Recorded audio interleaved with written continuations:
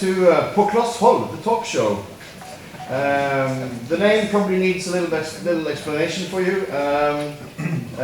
Portugal is the name of the annual Norwegian log event, which is held in Trondheim. Will be for the foreseeable future in the last weekend of April. We'd love to see you there if you want to come. The name is a pun on word. This play on words.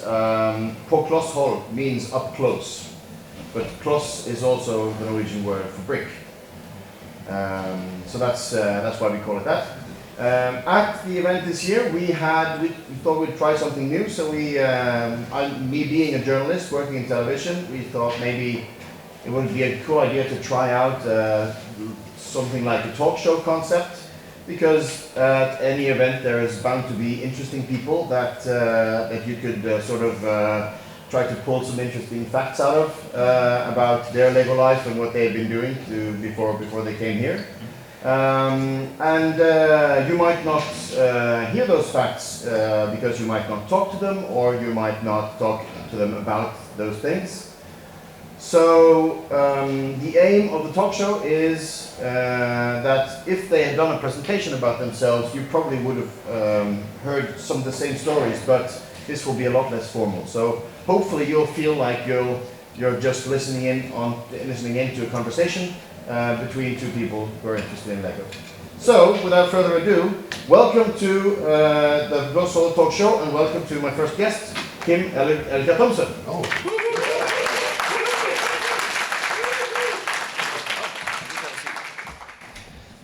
You almost got the middle name right. Yeah, almost. Not Elliker. Yeah. Elliker Thomsen. Yeah, that's actually why I have 2 emails. All right. Okay. Danish letters and stuff. Yeah, well, it's kind of difficult when people say, so what's your contact email? And you go, it's easy. Yeah. It's just my name at lego.com. And they go, like, okay, so what is it? Kim.Elliker, don't use an A, use AE, .Thomsen at Lego. And they go like, what? Yeah. So I have another email, which is just Kim.T at Lego. Much simpler. Yeah. But first of all, I'm not quite sure, apart from your name, I'm not quite sure what to call you, because I feel you've had many titles, and your group has had so many names over the past few years. What are you now, and for who? I am a community manager. That's what we all are in our team. And I am the community manager for recognized Lego fan media. So the right letters will be, is it the R-Lug community, R-Lug manager? No? We are operations and community engagement. Okay. Which is why we have... is there an abbreviation? That's why we have the... what's that? AC. O okay, and C thing. Fine. Okay. That's why our polo says community team. Much easier. Much easier. Much okay. easier. With that out of the way, let's go back to the very beginning. Is there anything in Danish law that says that all Danish children must have Lego? Yes. Clearly there is. No, I think it runs in the Danish DNA. It's been a part of us for so long that it's kind of frowned upon if you buy any other brands for your kids. You can, but you definitely need to buy more Lego for them to be like a real Danish parent, yes. Mm-hmm. So, it's not in the law, but I assume you had Lego. Can you remember your first Lego set? No. No. But I did at some point when I had kids of my own. I did receive a small cardboard box from my parents, which held all the Duplo that I had as a kid. And there was some very old Duplo stuff in there, so that must have been my first Lego branded sets. And I don't recall exactly which system sets I was given at first, but I do recall my grandfather always bringing one of the very small gift ones when he came and visited us. So he would bring one for me and my bigger brother. Mm-hmm. We're roughly the same age. And I ended up falling for the classic town sets. Did you have a favorite theme as a kid, or even a favorite set? I think my favorite theme would have been castle. I was dying to get the yellow castle, and I saved up for years because you could back then, because sets would be on shelves for quite a few years. And then finally, when I had enough money to go and buy it, and King Just, I think it was, they were off the shelves, and they were waiting for a new castle theme to arrive, and I instantly fell in love with, I guess people call it classic castle now, and especially the Forestmen sets were my favorites. And my brother collected classic space, so when I refound my passion for Lego, I went back to my parents and grabbed all the Lego I could, which meant I had quite a good collection of castle and classic space. Though I told him that the classic space was gone, I had no idea where it went. This is not being recorded, is it?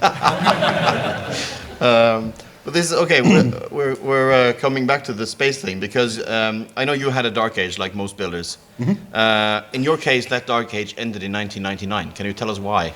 It ended very abruptly as I was walking down the streets as I was living in Aarhus, and passing a toy store, I saw some Star Wars toys that just so happened to be Lego branded as well. And I don't know why I was studying. I didn't have that much money at the time, but I just went in and I bought the X-Wing, the first of many X-Wings, and I went back home and built it, and I was instantly hooked. It's safe to say then that Star Wars is close to your heart. Yes. Would you say you approached your refound hobby with restraint and financial sensibility? Officially, yes. Yeah, well, very much. I was considering every purchase carefully because you had to be very, you had to be smart about it, because at that time I think I was the only one in the world who was, as an adult, buying Lego sets. So I bought a lot of sets for nephews that I didn't have, or relatives, and it all got gift wrapped. So every purchase, like, you had all this trash, and I was living in a very small apartment, so you had to economize the trash because there was so much gift wrapping that you bought. But I tried to be reasonable about it, and then at some point I think I just caved in, gave up, and decided to collect everything. Star Wars, luckily, only. Because you actually had everything. From 99 until 2012 included, I'd say I have at least one of every retail set and every UCS set, and I even managed to collect quite a few of the specials, like some of the Comic-Con sets. There are a few things that are left out, like the solid gold figures and stuff like that, or solid bronze. But yeah, what I could get my hands on, I would buy. Did you also build mocks, or were you mainly a set builder and collector? I tried to build a few mocks, and that didn't really work out for me. So I just took the easy one, which was spend a lot of money and collect, and build the sets instead. And I always wanted to be one of those guys or girls who do awesome mocks. And every time I build something, it looks like something a 5-year-old slapped together. But it's improved. It started out being something like a 3-year-old would build. But every time you build something and you rebuild it, there's quite a steep learning curve. So eventually, when I have time, in a decade or so, I think I'll move on and maybe reach like 12 or 15-year-old building skills. So are there pictures of these, and is that something that you look back on with pride? I tried to get rid of it, but it's like getting rid of leaks, right? It's once it's out on the internet, it's out on the internet. So I just gave up and hoped nobody would find my old brick shelf folders or go far enough back in my Flickr folders to find the pictures of the stuff I built. And if they do, it's kind of like, it's a bit like when you see fat people running and people are laughing at them, and you go, well, at least they're running. It's kind of like the same. I'll have the same approach if people are like, oh, that's a crappy build. I'm like, yeah, but at least I tried to build something, and it's better than not building. So, like that. Your entry into the community is something that eventually pretty much changed your life, at least your professional life. Yeah. And that started with Eurobricks, which, before you joined on the 11th of November 2004. Oh, you checked? Before you joined, it had exactly 100 members. Yes. Or 101. Member And 101. now it has about 175,000. I'm not going to claim you are the catalyst for that growth, but how did you find Eurobricks? Back then, very informal, very casual. It still is to the degree, but it was just, there was like 101 of us, and out of those, I guess we were like 20 who were very active. So it was very much like chatting back then, and I'm guessing that if I went in today, started a new account and acted the same way, or posted the same way, it wouldn't be long until I'd find myself in the chamber. But it was, we were figuring out how to go and where to go, and that was really inspiring, finding out that I'm not alone. There are at least 100 other people in the world like me, and then came better internet connections, and it all went really, really quick from there. It took a long while in the beginning, surfing even Eurobricks or loading it on an old phone modem. How did you discover it? Can you remember that? I think I was, I bought a new modem. I upgraded to, what was that, 56K Flex. Ooh. Yeah, one of those where you couldn't turn off the speaker. So it had that entire intro every time you started it up. And I was searching the internet using words like Star Wars and Lego, and just so happened to stumble upon Eurobricks by mere coincidence.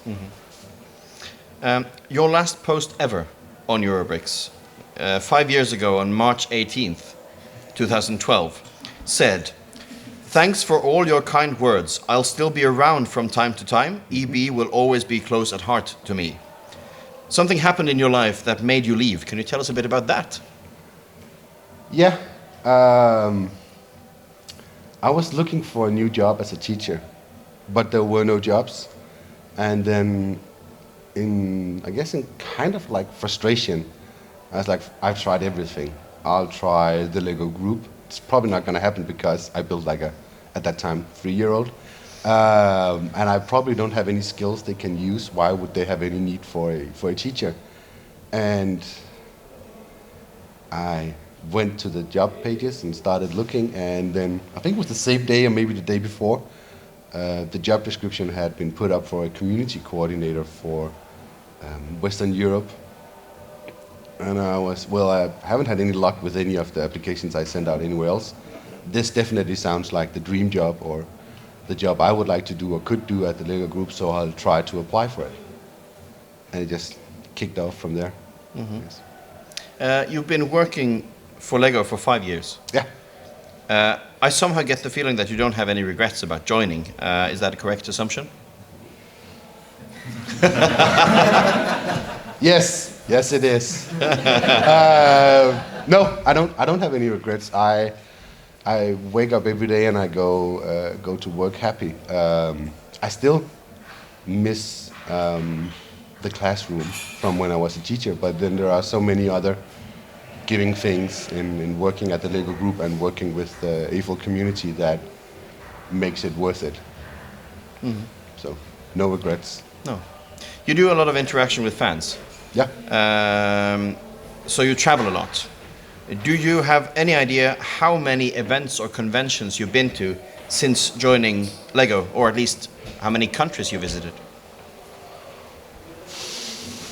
That's How many a year, roughly? we roughly do 6 travels a year, and for the past 3 years, one of those has been a 14 days trip to the US to sit in the Enfield office and to also visit some US events and get some inspiration, and meeting with the fan media that I support in the US. So I've been to Chicago, I've been to Brick Fair, Virginia, and I've done quite a few events in various places in Europe over the years. I've been to Norway for the anniversary, Yep. and Belgium, Sweden, the Netherlands, all kinds of fantastic places, and it's quite inspiring because it doesn't matter where you go. The language of the Lego brick is universal, and even if you're in a place where some of the fans have difficulties speaking English or Danish, which is fully understandable, We still Did you get- say Danish is fully understandable? No, that yeah, well, 1,000 liters of milk. Oh, yes, sir. Okay. We won't go there. And it's all the passion is the same, and the joy of the brand, and you just make do with sign language if needed, right? And so yeah, quite a few travels over the years. I think they said that, well, you should expect something like 2 to 3 weeks of traveling. And in the beginning, the first years, it was more close to a month per year. It's settled down a bit now, as I don't handle any of the user groups, and I don't have that many events directly connected, which is why it is so important for me to go to the fan weekend here in Portugal, the fan weekend in Scabeck, and my US trip to have as much engagement as possible. You say that you sometimes miss your classroom. Yeah. But do you find that your education and your experience as a teacher helps you in the interaction with the fans? Meaning that I was a teacher who worked with challenged children coming from broken homes. It's a very good comparison, isn't it? No comment on the comparison thing. I think there's a lot of the same skills or the same skill set that's activated. It's a lot about communicating, and it's a lot about understanding. Because yes, we do work for the company. Our purpose is to support the community from a company perspective, but at the same time, it is also very important that we understand that every action we take has a reaction, and every action we take, even if we take it from a company perspective for a good cause, it might not be seen as such by the community. So always, whenever there's something we discuss, we have to mentally walk around it and see it from all sides. So we have to take the company perspective, we have to take the legal perspective, which is the one I try to pass the quickest. We have to take the AFL perspective and look at it from all sides and try to come up with the best solution. And luckily we have the ambassador network that gives us a lot of feedback on the fan perspective, so we can check off the box whether our perception of their perception is correct or completely off. So, but it's a lot of the same communication skills and perception skills that's activated daily. Mechanisms. Yeah. Yep. Okay. You mentioned something about Eurobricks not being the same as it was 5 years ago, all these years ago when you joined. And you also said that you now travel less than you did. But your job, how has that evolved since you started 5 years ago? Are you facing different challenges than you did back then? Yeah. Everything grows, and the growth we've seen in the community has been fantastic. And at the same time, it also means that it can't be the same again. So everything is in constant movement. But human nature is always like very romantic at looking back to what was as being the perfect time. So in 5 years, we'll all look back and say, oh, 5 years ago, that was amazing. And now we're looking back 5 years and saying, that time was very intimate, very fantastic, and we had everything, and now everything is very complicated. So there's constantly challenging that, and then embracing what the community has become and where we are going is of course a challenge. And even within our own work area, there's constant change. As you said, we had new department names several times already in the 5 years that I've been there. Our team name has changed several times. Our titles have changed several times. The way we support change, I guess, at least once per year, just to add to the confusion for everyone. So we're in that constant movement, and that's challenging for us to keep on top of where we're going, but also for us to constantly communicate it and make sure that everybody is still on board and understanding. So yes, I was hired in as a coordinator, coordinating the support in Western Europe. Now I am a manager managing the support for the fan media, and there's 58 of those now, and a few years back there were only 15, I think. So yeah. Yeah. As the LEGO representatives who form the front line when it comes to contact, I know that every now and then you receive gifts from fans and community groups. And I'm also assuming that although you can't have access to everything that the Lego Group produces, your way to the tastiest products and exclusive might be a bit shorter than for us mere mortals, at least sometimes.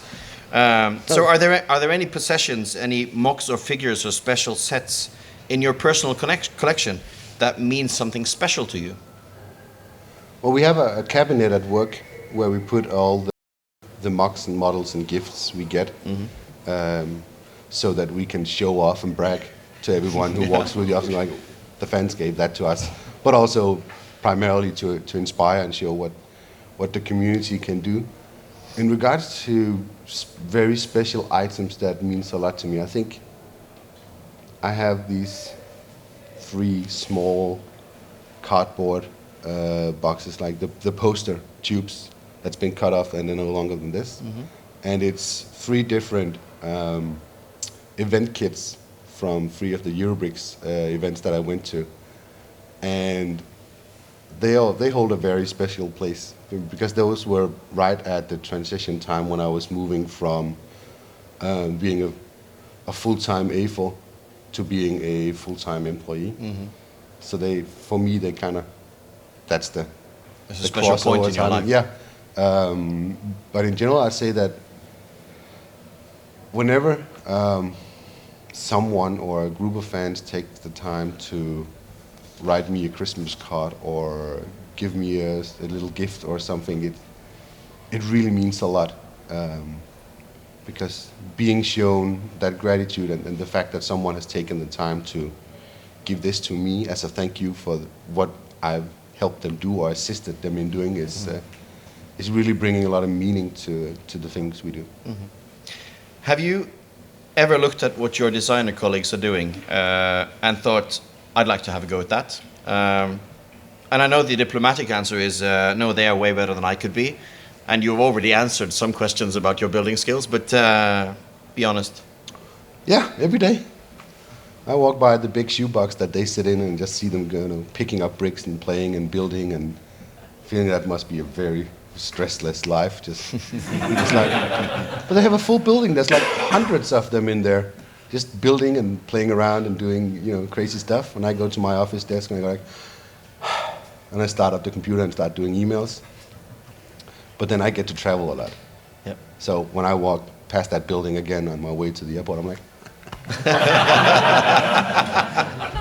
and then I don't have all the deadlines they have, right? There's like these peaks in Billund, where if you don't want to go to the innovation house during those peaks, because then they're all stressed and running around. Aggressive. Yeah, it's like, ooh, I don't want to go in there. So, no. I'm very impressed with the skills of our designers, but I'm also very impressed by those nice men and women, our runners that distribute the mail and just assist us in all kind of things. Like, how do they do it? So we're all just pieces in the big puzzle, and I think I found my perfect shelf where I fit in and I can add as much value as possible. And then there are other shelves where there are other people doing amazing things, and together we form this fantastic brand. But yeah, we couldn't do it without the community, right? Mm-hmm. Final question. In every professional life, there's good days and bad days. Can you point to a particular day and say that might just have been the best day yet? The day I got the job. Mm-hmm. That's definitely the best day. And then I think the other easy answer is every day I get to spend in an event and with the community, because as hard as it is being here and being active like early morning, late night, it also re-energizes me to go back and do all the daily tasks, because there is a lot of administration, there's a lot of emails, there's an insane amount of meetings where you're like, Jesus, this meeting is long. And then if I didn't get to go out there and meet and be with the community and see the fruits of it, then it might stop adding meaning sometimes in those stressful periods. So yeah, definitely every day I travel is adding value. Great. Thank you very much for coming. Yeah, thank you. Applause.